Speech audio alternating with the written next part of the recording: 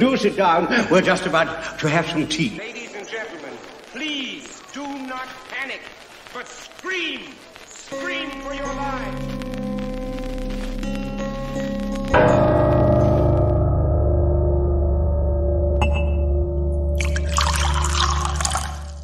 Hey up weirdos, the kettle's boiled. Welcome to Tea for Terror, where we take a favourite horror film and dissect it over a nice cup of tea. I'm your host, Andrew Graves, and my guest today is finally ready to dare the most terrible rites and incantations to secure his position here.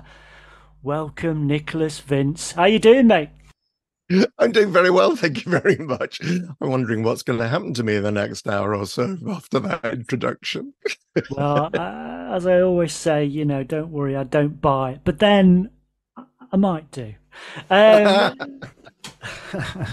It's absolutely lovely to have you on, and thanks for doing this. It's an absolute pleasure that you're here. I guess most people will know you via your roles in the first two Hellraiser films and things like Nightbreed as well. But you're also a kind of filmmaker, writer, and you've got this whole sort of catalogue of things that you do. So I just wondered if we could kick off. Can you tell us how you got involved with Clive Barker? And then give us some indication of the other things you do, and also you've been recently promoting the I Am Monsters thing as well. Is that right? Yes, that's all right. So, okay, to take these in order. How did I meet Clive Barker? I got involved with him. I met him at a party up in Crouch End. This was a couple of years after I'd left drama school, which is also in Crouch End. And I met him at a party. I don't remember the exact details, but it's most likely that Simon Bamford, who plays Butterball in the Hellraiser movies, and Onaka in Nightbreed, we were at drama school together. We were in the same year at drama school. And I suspect, and because Clive had seen Simon at drama school performing in King Lear. I think he was playing the fool in King Lear. And Simon was working with Clive with the dog company, the Fringe Theatre company they had. Went to a party, met Clive, started chatting to him, got on really, really well with him. And he just asked me if I'd like to come and model for him. And I did. And I ended up on the fronts of the Books of Blood because he was painting the covers to the hardback versions of the Books of Blood. So that's really, kind of how it all began, really. And then to come back, jump to the other end, bring us right up to date, then I Am Monsters is all about me and how I came to play the Chatterer, which obviously, this is through my friendship with Clive. But the film itself it's 70 minutes of me talking about incidents in my life and my love of monsters as a kid, from ghost stories and myths and legends and so on, all the way through making films with Clive, but also the times, because I was a gay man in Thatcher's Britain, and Section 28, Clause 28, which became Section 28, not allowing local authorities to promote homosexuality as a pretended family relationship. So it goes through all those experiences and just basically the times I've behaved like a monster.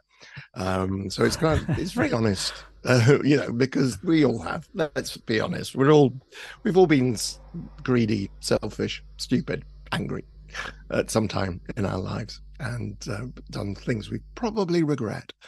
So that's premiered at Fright Fest on the August bank holiday, literally on the August bank holiday, and was very well received, I'm happy to say. Oh, because it's interesting you're saying there about Section 28 and all that, because it is, thankfully, most people are a bit more enlightened now.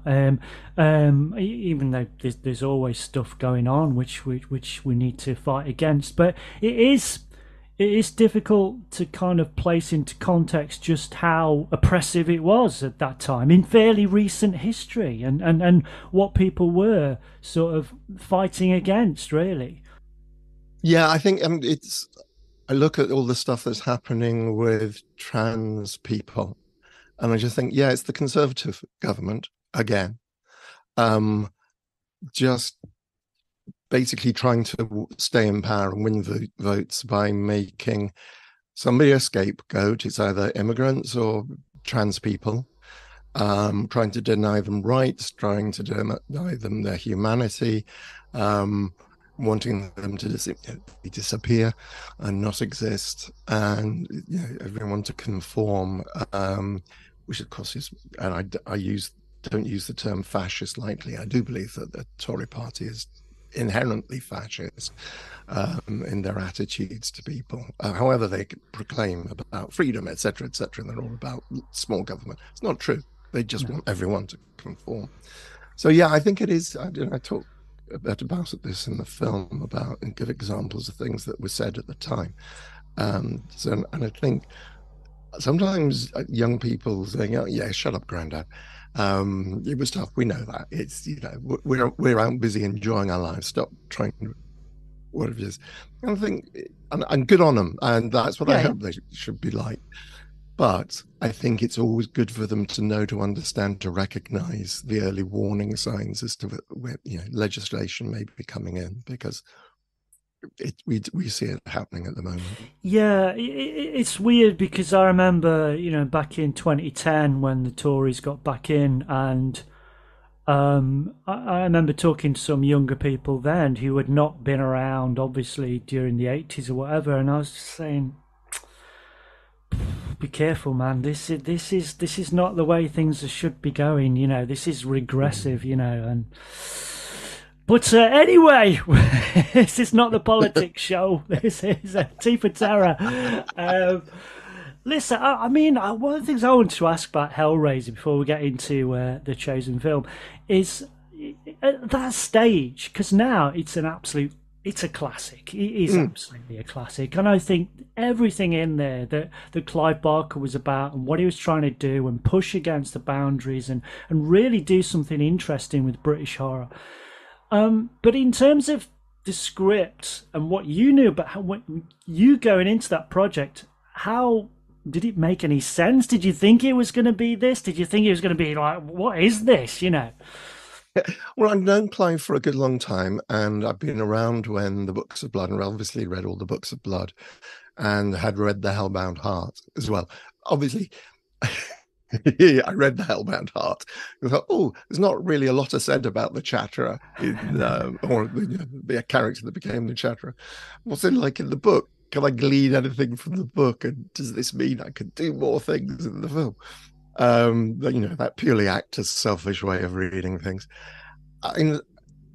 It all made sense, and I think it was very clearly very different from everything else that was happening at the time in terms of horror, which is a lot of stalk and slash. No, nothing against stalk and slash. Nightmare on Elm Street is still one of my favorite films. And I have huge respect for all the filmmakers involved in that. But my line is, no teenagers were harmed during the making of Hellraiser. And Kirsty goes through a tough time, but she comes through in the end.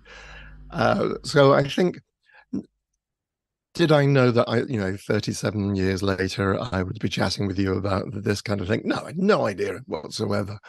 But I did know it was different. I knew how talented Clive was. I mean, as I was saying, I'd read all the Books of Blood avidly, and all those short stories are genius. And there are so many films in there that should be made, one day. I would love to,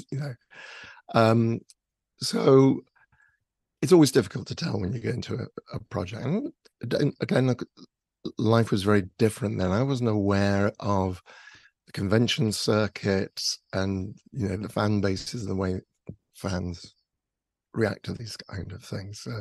At the time, yes, it all made sense. Did I have any foresight into the future? None whatsoever. I just, yeah, I think the Cenobites. I mean, just visually, I think you've got your classic Universal monsters. Then you had your '80s run of sort of Freddy and Jason and all that, and they're kind of cemented on people's minds. But I think just in terms of purely disgusting, interesting, sexual, all of this kind of stuff, it's absolute genius. And particularly Chatterer, that's just such a horrible, nightmarish creation to contemplate. It's just horrendous, but it's brilliant. And it must be fantastic to be part of all that. Well, yes, it is, and thank you. As I explained, I Am Monsters. A lot of what I went through formed the inspiration for Chatterer. So he is obviously very, very close to my heart. And I think I've always been fascinated over the years. I remember I was in a pub when I was writing comics. This will be about 3 or 4 years after Hellraiser was written, probably even 5 years after Hellraiser was screened. And being in a pub with a mate of mine, and his girlfriend turned up, and Ed introduced me and explained who I was and what I'd done. She took one look at me and literally ran from the pub. And this was the days before mobile phones. We had no idea where she'd gone. She came back 20 minutes later. But whenever she met me, she was reticent. She always stood back and had difficulty talking to me. So, and funnily enough, we had somebody around to look, an engineer doing a survey in the house yesterday, and we'd finished downstairs, looked around downstairs, and I said, "Oh, if you're going to come upstairs, I have to warn you. Are you okay with horror movies?" He said, "Yeah, it's fine." And then halfway up the study, he said, "But there is one movie that really disturbed me, and that was Hellraiser." And he was fine because he's coming into this study with all this stuff around. He was fascinated. But yeah, it does. I think we're very lucky. I'm very lucky as an actor to be part of this. But also, what I'm very grateful for is that I meet fans who were not born when we made this film. So far it seems to be a kind of timeless thing. You use the word classic. So yeah, it's right up. So, what was your entry point into the world of horror in terms of the things you were into when you were younger and growing up? I mentioned it before, is that basically it really did start with myths and legends, the Greek myths and legends and the monsters. There was a book called The Golden Treasury of Myths and Legends. And that was I remember getting this out of the local library with my junior reading card. And that was, so that makes me about 6, 7, possibly 8 years old, young. And bringing this thing home and just thinking, these are amazing. These are absolutely amazing. And then the ghost story collections and horror collections. There were the Pan Book of Horrors. I've got a couple of those, but mostly it was the collections edited by Peter Haining. There were a few of them in the library, which I didn't access until I got my adult reading card, which was probably around about 12, 16. No idea how old I was. I loved his collections of short stories. I thought they were amazing. Read a lot of those, and then it happened that the BBC were showing Marx Brothers films late on Friday nights, and this will be in the 1970s, and we didn't get the Radio Times in our house, and I was getting to the age where I was also, again, I'm probably about 16, I was allowed to stay up late. I'm the oldest of three sons, and watching Marx Brothers films, and then turned on late night film on Friday night. Turned out to be, I think it was Frankenstein. I think it was the Universal Frankenstein. So we watched some Universal films, and that will be Wolfman, it'll be Phantom of the Opera. It won't be the black and white one, it'll be the Claude Rains, Phantom of the Opera. And then, which is still a Universal film. And then I think they must have, the 70s, it'll be too early for, and then we got things like Roger Corman's Edgar Allan Poe, Vincent Price films. And that was kind of how it all happened. So, I think we're going to go into our chosen film now. So, the film we're going to look at today is the Roger Corman directed Edgar Allan Poe adaptation from 1964, The Masque of the Red Death. Yeah.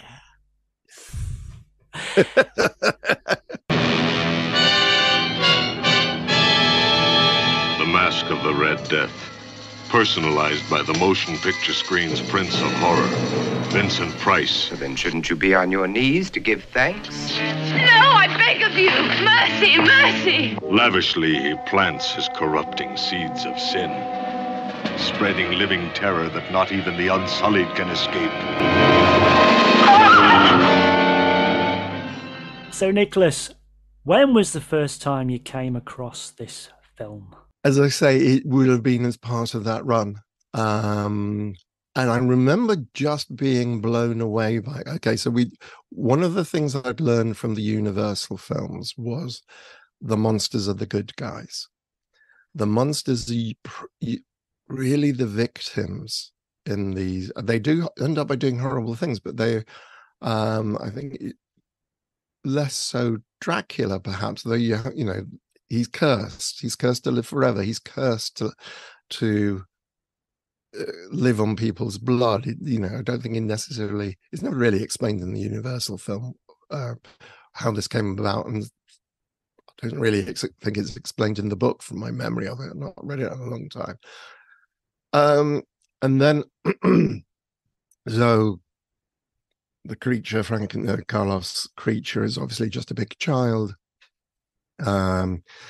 Larry Talbot in The Wolfman becomes a wolfman when he's trying to rescue a woman from a werewolf attack. And so The Masque of the Red Death was the first one that really asked philosophical questions. And this is what got me, and this is why I chose it. And I'd say it's stronger if you look as a film, if you're watching it, I think it's probably stronger in the first part than it is in the second for this aspect. Philosophical questions. Why does Prince Prospero, and spoilers are going to be inevitable in this conversation, I think. Yeah. Why does... He's old enough now. Yeah, I think people, if you haven't gone to see it before watching, if you stumble across it, get it, watch it. The moral dilemmas. It starts off really early with the moral dilemmas. Prince Prospero, played by Vincent Price, comes into the village where he discovers there's the Red Death. And the villagers are all not wanting, speaking out against him, two male characters in particular. And it's, Prospero immediately says, I'm going to effectively says, I'm going to snuff you out. And they say, no, but we've been told that we're going to be delivered from your tyranny. There's been a prophecy. And it turns out what that means by that is they're all going to die, but from the Red Death, the villagers are likely to die. Because he's spoken out, and so this is a young man, and then his potential father-in-law joins him. Prospero says, right, you're both going to die. And then the daughter, who's the girlfriend of the young man, says, no, I beg you, spare their lives, spare their lives. And she says, no, one of them must die. If I have a hound that bites my hand, I have the right to kill it. And this is exactly the same situation. You have to choose, Francesca. You have to choose between the two of them. And it's that kind of, what would you do in that situation, that horrible situation? And then you get and this is kind of repeated later on when the two men are put in front of Prospero and given 5 knives, one of which is poison. They have to cut their forearms. Who's going to But also there's these talks about terror. The Patrick McNee character talks about terror, and Prospero immediately says, "No, you know nothing about this. You know nothing about terror. Your senses are too dull to know." And Patrick McGee, not McNee. Yes, Patrick yeah, McGee. You know nothing about terror. Your senses are too dull. And then does this beautiful speech as to what terror is. Listen, is that the ticking of a clock, or is it the footsteps of an assassin? And that just, I'm getting goosebumps now just as I remember them. And it's those great, really interesting ideas. I always talk about intelligent horror being my favorite kind of horror films. As I say, I completely appreciate Stalk and Slash. Nightmare on Elm Street I find particularly interesting because it is that thing is, you can normally escape the baddie by going to sleep, but now the baddie's in your dreams. What are you going to do now? And how do you escape somebody who's haunting your dreams? And that's a fascinating idea.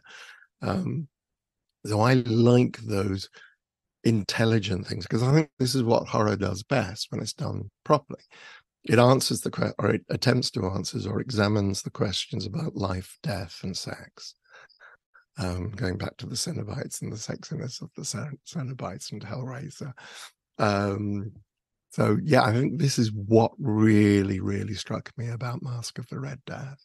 I think, yeah, I think I mean, what's nice about it, obviously, it's a sort of, as most Poe adaptations are, they're kind of sort of adaptations, because Poe, I think it's great that people take these ideas and put them on screen, but I think Poe belongs on the page, really. That's where Poe belongs in some. But I think what you get with this film, like you do with a lot of films, it's kind of an amalgamation of different ideas. So there's two or three Poe stories going into this. You've got the Hop Toad and all that kind of stuff. And also there are visual and audio sort of nods to Poe as well. Price talks about the beating heart, which is obviously alluding to the classic Poe story, and also there's the clock with the little sort of pendulum, which is very much the Pit and the Pendulum, all that kind. So there's all this stuff going into it, and I think, I mean, we'll talk a little bit more about Roger Corman later, but it's just, I think that, because the normal narrative goes that, by the sort of mid to late 60s, you're starting to get a new kind of horror coming in, and especially by the end of the 60s, you're getting Rosemary's Baby, Night of the Living Dead in terms of American horror, and it takes on and it almost dates that idea of the velvet cloaks and the capes, and they suddenly became out of date. But really, I mean, I know that's the kind of revisionist view, and I agree with a lot of that, and it had to change. But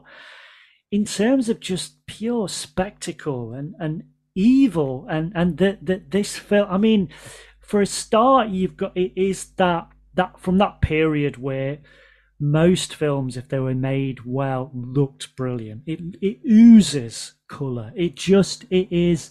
I mean, the colour, again, the aspects of colour in this film, the different rooms that we go through, it's beautifully done, and it feels like the whole set is made of velvet. It's just beautifully done. But I think also, in terms of Roger Corman, to a lot of people, will be known as kind of like a schlockmeister. He produced a lot of schlock films, but actually, the films that he directed, a lot of those, even though a lot of them were very low budget and turned out very quickly, it's a mistake to think that he is just pure schlock, because if anybody thinks that, then they need to watch this film, which I would argue is his absolute best horror film. But also, I think they should also watch from a couple of years earlier, The Intruder, which is a non-horror film, which is now, I mean, how more relevant can you get that The Intruder, that is talking about Trump's America, 60 years before the event. It's an incredible film. And so I think this is just an absolute brilliant example of a master filmmaker at play.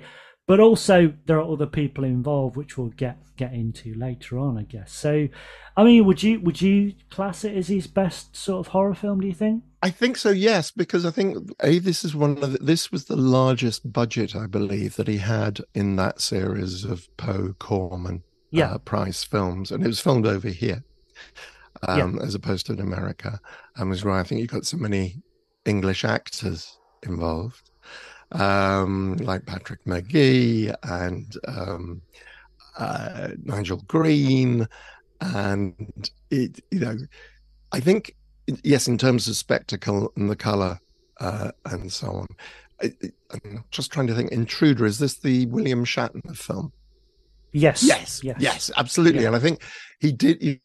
Like all those filmmakers in the late 50s and early 60s, there is a cri de coeur of youth railing against the establishment of the this is where you get, and don't forget, he worked a lot with Jack Nicholson and really helped give Jack Nicholson a career, and launch his career, and was behind things like Easy Rider as a producer, and helped get these things together. And I think he was very socially conscious, but he also knew there was an appetite for the people enjoyed Gothic horror.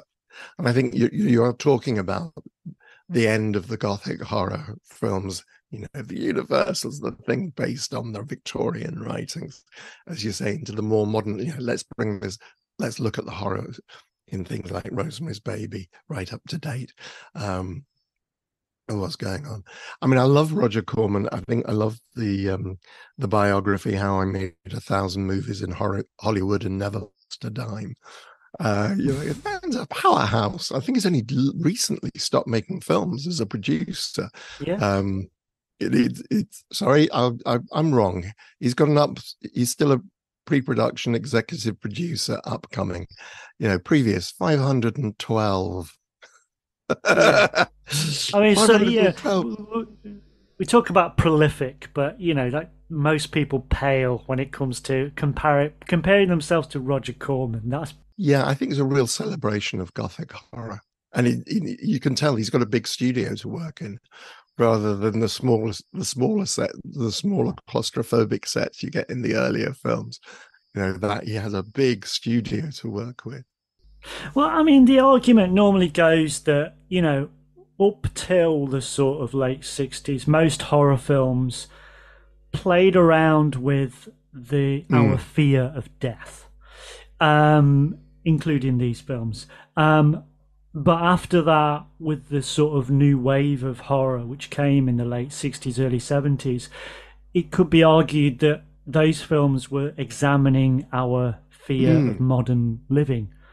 Rosemary's Baby is, she literally is invaded by something else, another being, and all of that film being set in an apartment which is bare when she moves in, representing her womb, and then it's suddenly filled with things and people who are taking over her life. And so all of these films, and Night of the Living Dead, whether it was intended or not, I know Romero said that the leading black guy was kind of almost an accident, but I don't care what anybody says. You're putting a black guy as the leading man in a horror film from that era, that is political. Whether you intend it or not, it's political in that era of what was happening in America at that time. But I do think I do think it's a mistake to think that everybody suddenly just decided that they weren't interested in Gothic horror. I think there's always an appetite for that, and there's always, we will always flock to that because the aesthetic is so brilliant, and it's something. And I think the difference is Rosemary's Baby, something like that, is talking about our fears of modern life, as I said. with something, and it's very real. Although, if you remove the fact that she's impregnated by the devil, a lot of what's happening is very real. But there's a lot to be said. People like Dario Argento, Mario Bava, and Roger Corman are presenting us. They're not apologetic in presenting us with a fantasy. This is a fantasy. This is dripping with unreality. I'm not trying to tell, you can drop things in about real life and what's happening outside. But in terms of what you see on screen, this is fantasy. No, and absolutely not. What strikes me listening to you is the fact that I think around about the same time, a lot of the fear of modern living was being dealt with by science fiction, particularly, in terms of the bomb. And the reactive radiation, communists, alien invaders. I'm speaking very much about an American sensibility here, because if you think about the British horror and Hammer, mostly it was kind of gothic. We're talking about Dracula, we're talking about Frankenstein again. Amicus, they take the short stories. Again, which were written mostly earlier in the century, and again, it's a kind of a gothic feel to these things. These are ghost stories. These are classic ghost stories, as much as anything else. So yeah, I think it is interesting, this idea of how, I think, again, going back to the idea of intelligent horror, it's, unless it strikes a chord, unless it touches our fears in some ways, it's not scary. We're talking about the fact that it deals with our fear of death, whereas more modern horror deals with the fears of living, or the fears of sexuality. If you look at Videodrome, you look at Cronenberg, and you look at the body of all that stream of horror as well. So I think, yes, it is interesting to kind of put it into the context of the time and what was going on. And obviously, again, one of the reasons for choosing this film was because it became very relevant, a couple of years ago. Masque of the Red Death, which is all about a plague, and the way we react to a plague, and how the rich shut themselves in a castle to prevent themselves from the Red Death, and how Prospero won't allow a late comer into the castle because he may be infected, and there's no question he's not going to open the gates. And his response to the man is one of the classic lines in the film, which I always come back to. The character which turns up late with his wife, and he says, look, let me in. You can have my wife. I know you've always wanted my wife.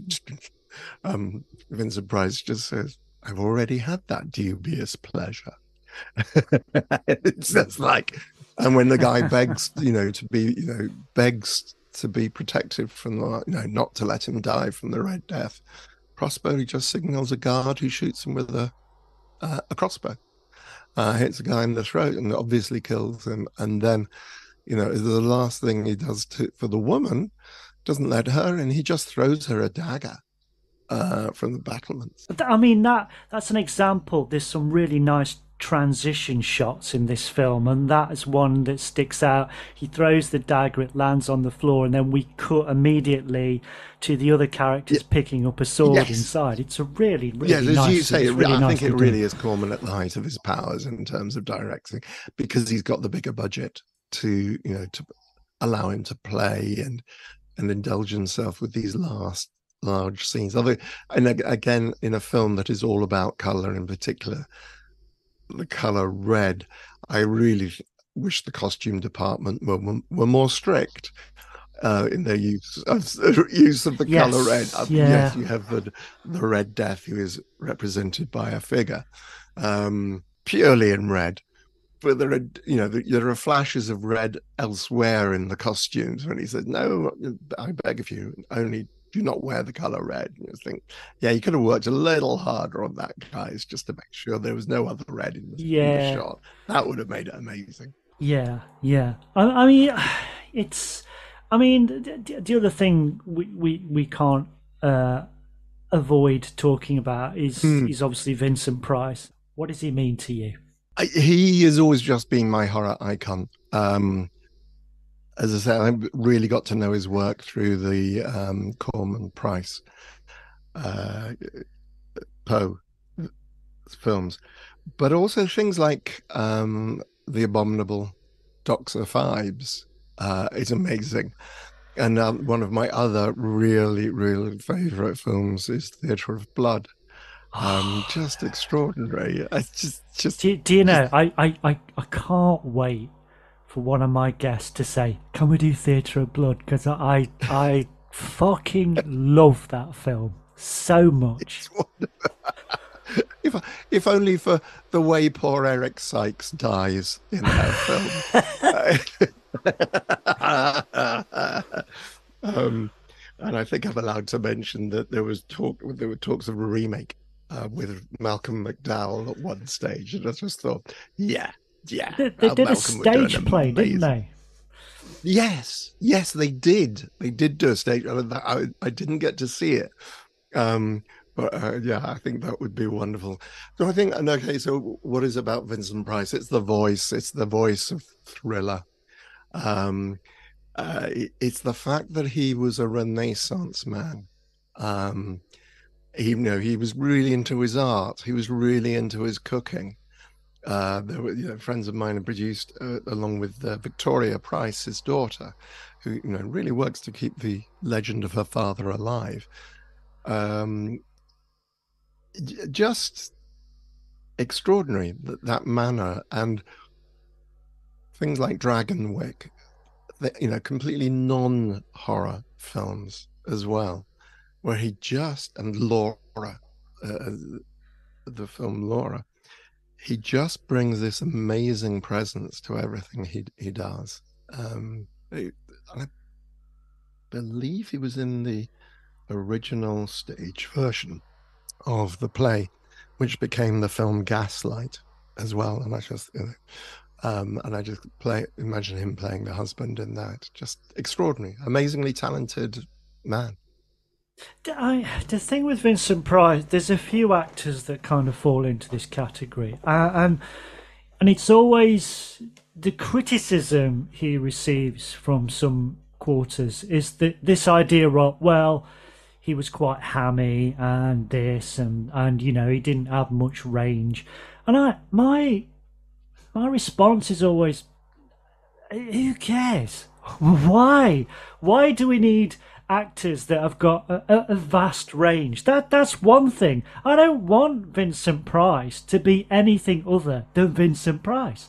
And what's wrong with Vincent Price?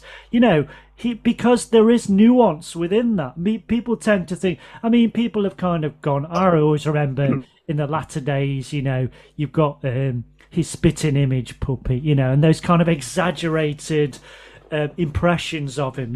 Which is okay, but it's kind of like, but there was much more nuance in that performance than people give him credit for. To me, with Vincent Price, it's the quietness of that and that voice. And it was set, arguably, like possibly maybe Claude Rains had. I don't think anybody's got a distinctive voice as Vincent Price and possibly Claude Rains. It's just there's something magical about it, and there is something.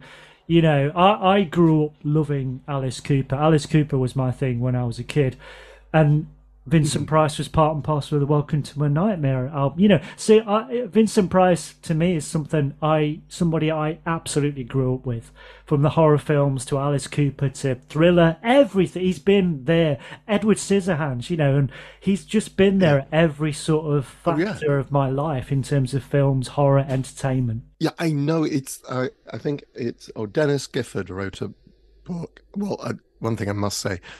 Vincent Price always said, "Thank heavens for typecasting," because whenever they wanted a tall, slightly sinister European type, they called me, and it's just like this is how actors make careers for themselves is by doing this kind of thing. I think Dennis Gifford, in his book on horror films, the Hamlin Book of Horror, mentioned exactly the same phrase. He gave up the hammy acting when he drew back from the hammy acting when he did Witchfinder General. Yeah. And that was some of his best work. I would dispute that. Like you say, it's like, I don't think he is hamming in Masque of the Red Death. I don't think he is. What makes Prince Prospero so terrifying is he's so reasonable. Yeah. He doesn't, he's got guards around him who will do the violence. He orders other people to do violent things. He doesn't pick up, he doesn't attack anybody. He plays with people, he plays with their psychology. In fact, it's mentioned in the film that his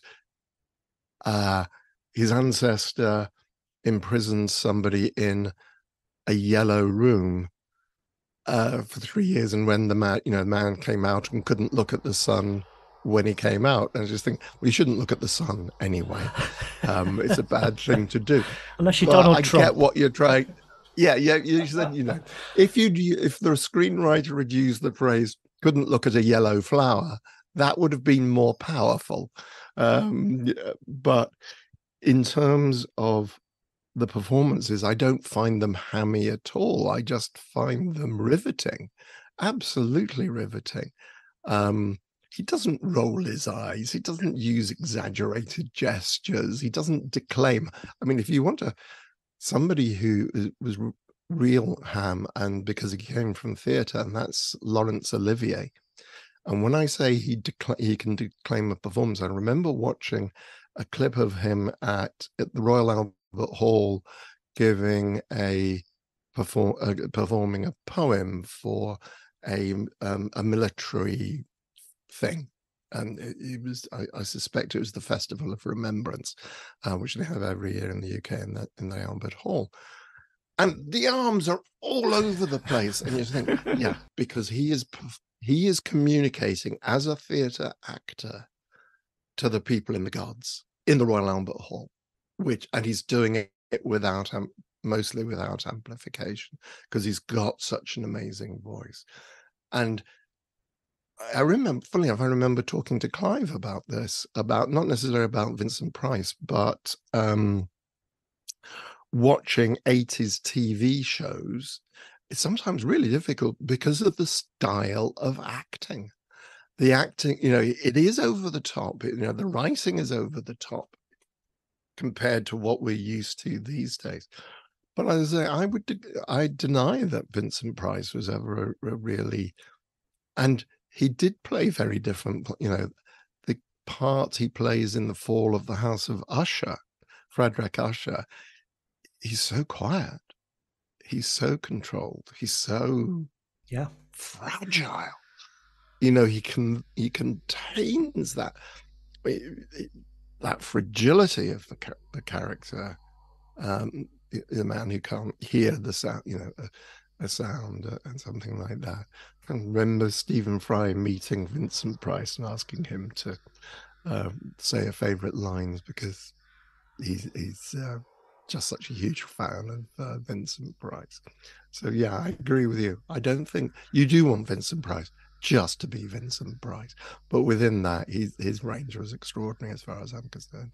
I can't imagine him doing kitchen. No, but he had. No, I don't imagine him doing the kitchen sink. I get that. Yeah. Yeah.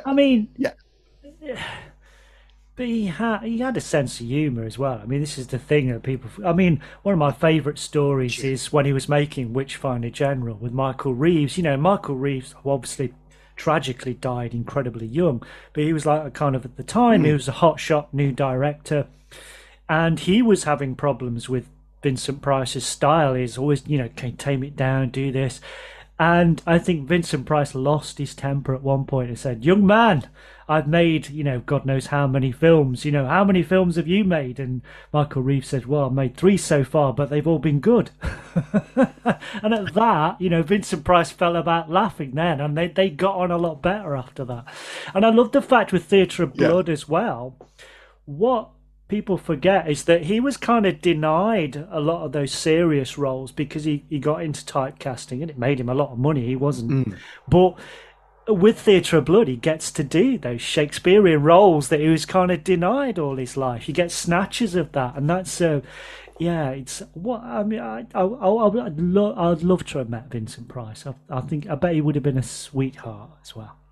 Yeah, absolutely. And as his daughter reveals during Pride Month, he was very definitely bisexual as well, in real life. And I think that, that I find, which is only revealed to me in the last 4 or 5 years. But I think he's just an incredibly talented man. He did one-man show based on Edgar Allan Poe for years and toured that. He was a theatre performer as well. He did have a big career outside theatre, but he knew what his shtick was. I remember, I think the quote is like, if you're going to do horror films, at least inject some sort of humor into that as well. Don't be too serious about this stuff. And I think, some of the really cheap Corman stuff that he did, like The Raven, and you can really see, he had a comedian's sense of timing. And it was very clever. Obviously a very intelligent man. Yeah, I mean, one of the other things about this film that we kind of need to talk about a little bit is obviously the impact of Nicolas Roeg as cinematographer. I mean, that, as much as this is Corman's film, the influence of Nicolas Roeg is all over this. I mean, you can see how just, Roeg would go on, obviously, to do, all of those classic, Walkabout and Don't Look Now and all these kind of brilliant films. And his best work was placing us into a kind of dreamlike state, and also him messing about with kind of narrative and time.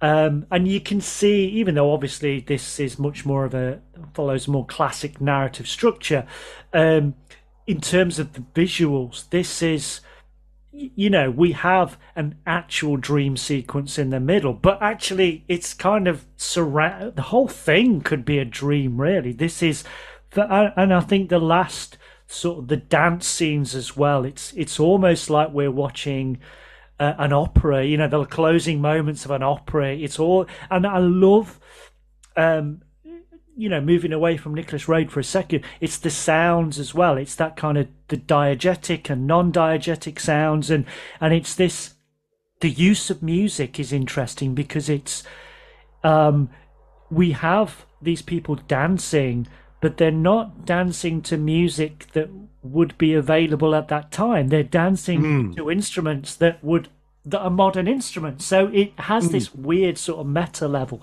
But yeah, in terms of the aesthetic that Nicolas Roeg creates, it takes this film, it's a cut above, absolutely a cut above. Whatever you think about Corman, whatever you think about Price, this film looks the business. Yeah, I absolutely. Of course, there's a weird connection to Hellraiser with Nicolas Roeg as well, because I think his nephew was one of the assistant directors. Right, okay. On Hellraiser, and I know, and in fact, Nicolas Roeg used to visit Clive's parents, if I've got this right, because I think Clive's told the story of the fact that Clive used to sat on Nicolas Roeg's knee when he was a kid. Well, he would have done, really, wouldn't he? Yeah, absolutely. You have to double check that. I swear this is the story that Clive told. I think yes, it looks extraordinary, and it's all those effects that you put in. It just looks gorgeous. as you've mentioned, the color. It's the movement of the camera.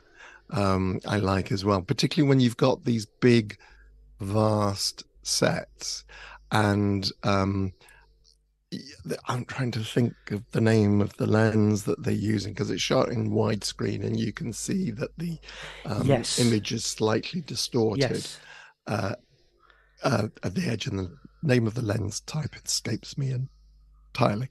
But he obviously really goes with that. And it's just like, even if you just look at the trailer for Masque of the Red Death, what I've got playing out of the corner of my eye at the moment, it's the movement of the camera. The camera is, like, except for certain pieces, is usually moving.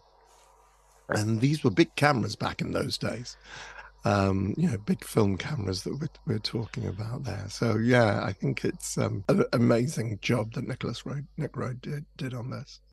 I think the other thing I think is that this is obviously an AIP production, and I think that what they produce, I think that's kind of fascinating story in itself, in that they really took on the Hollywood system. At that point, when they started in the 50s, it was very much Hollywood. This main studio, the golden age was over, and the main studios were really they completely lost track. Television was gaining ground, and most of the Hollywood studios had really not cottoned on to the fact you got these newfangled teenagers that had disposable income.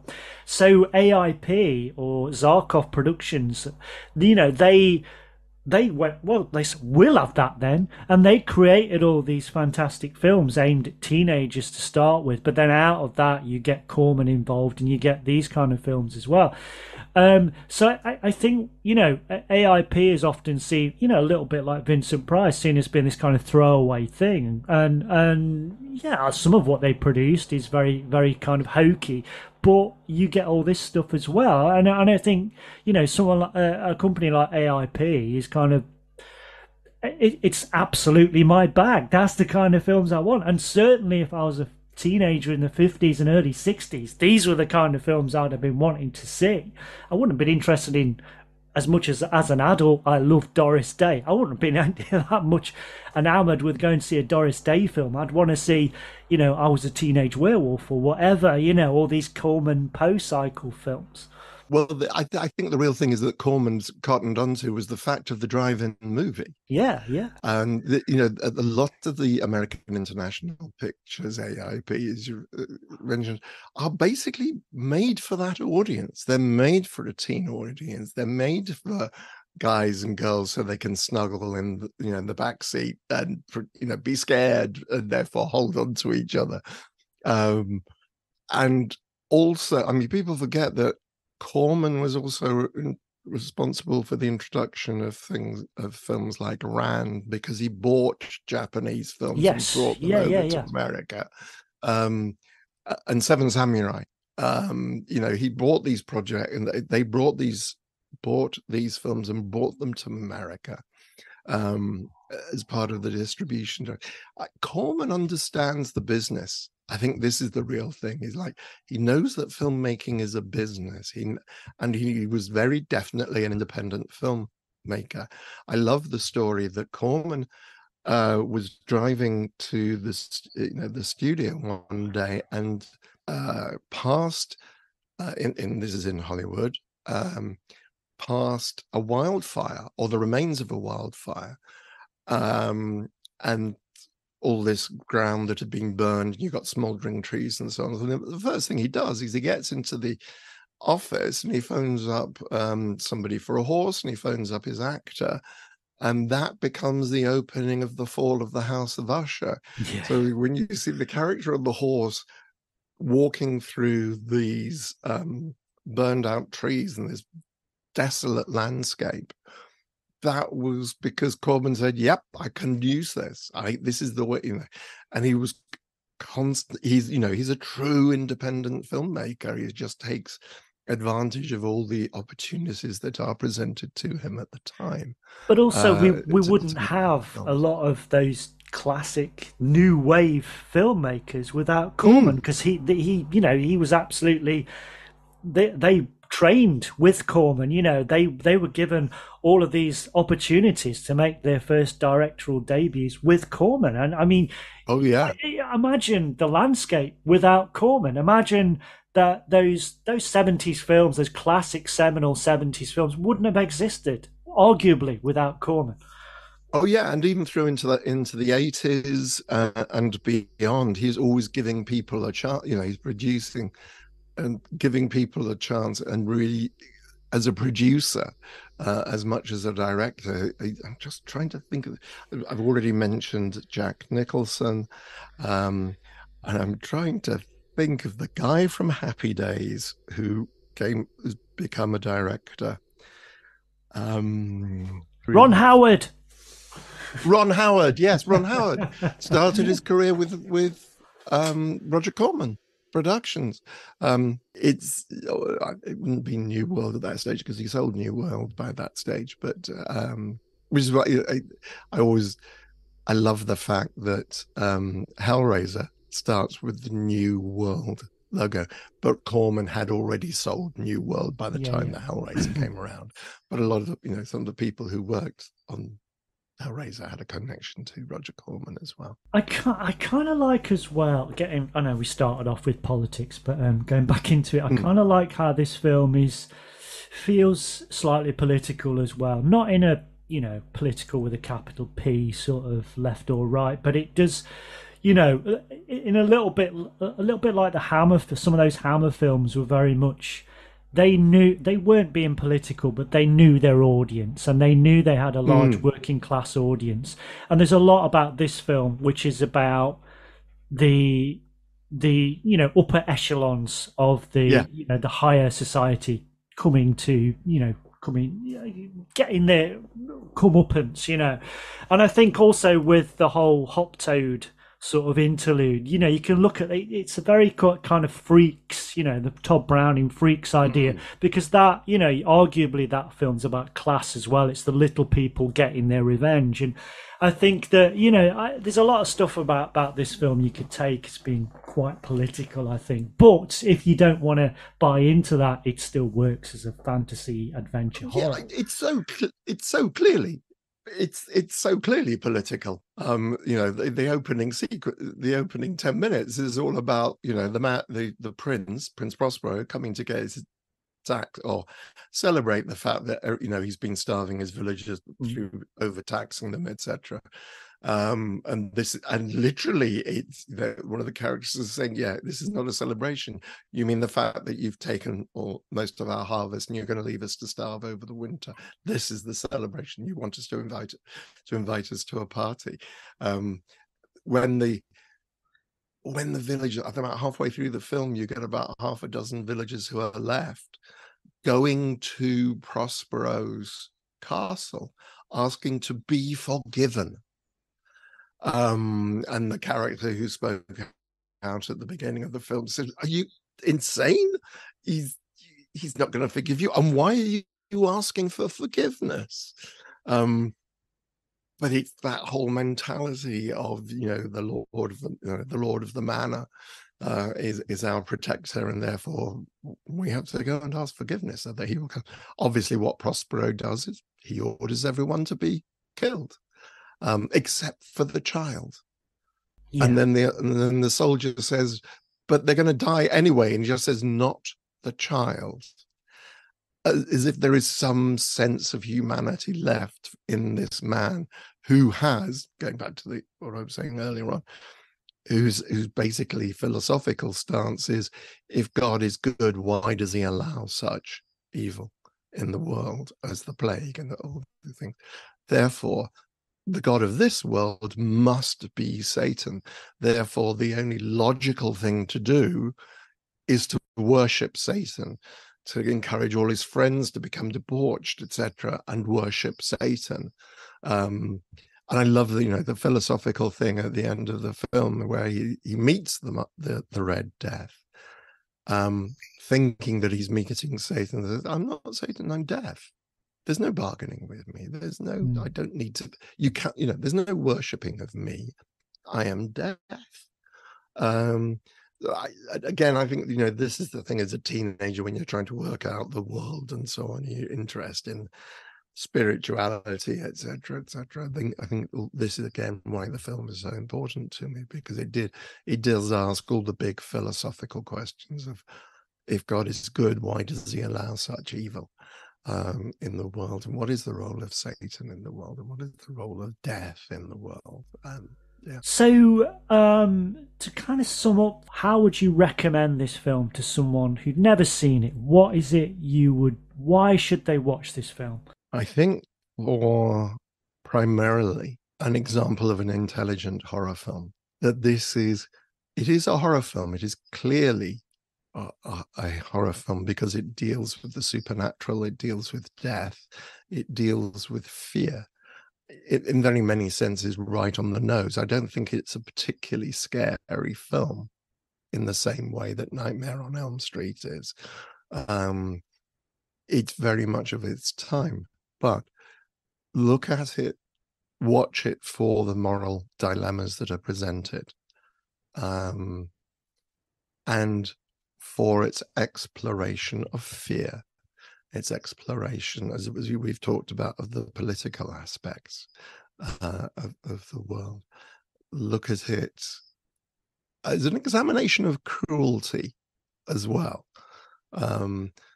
He's called Hop Toad in the film, Hop Frog in the original short story. The revenge he takes is horrible.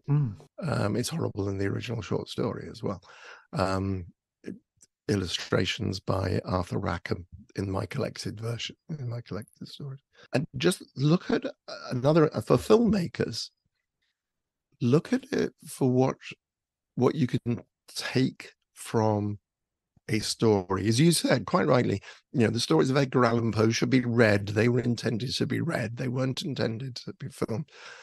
But it's really interesting to see what Corman did with all those Poe films that he did, how he took the essence of a story and then explored the themes.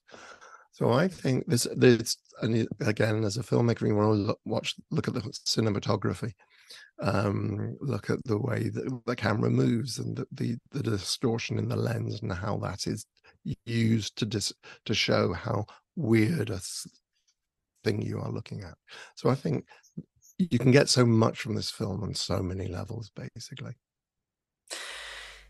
Yeah, it's just an absolute joy, I think, to watch this film. I really loved rewatching it again the other day. It's brilliant. It's always been, there's some great, those Poe cycle films, they're all worth watching.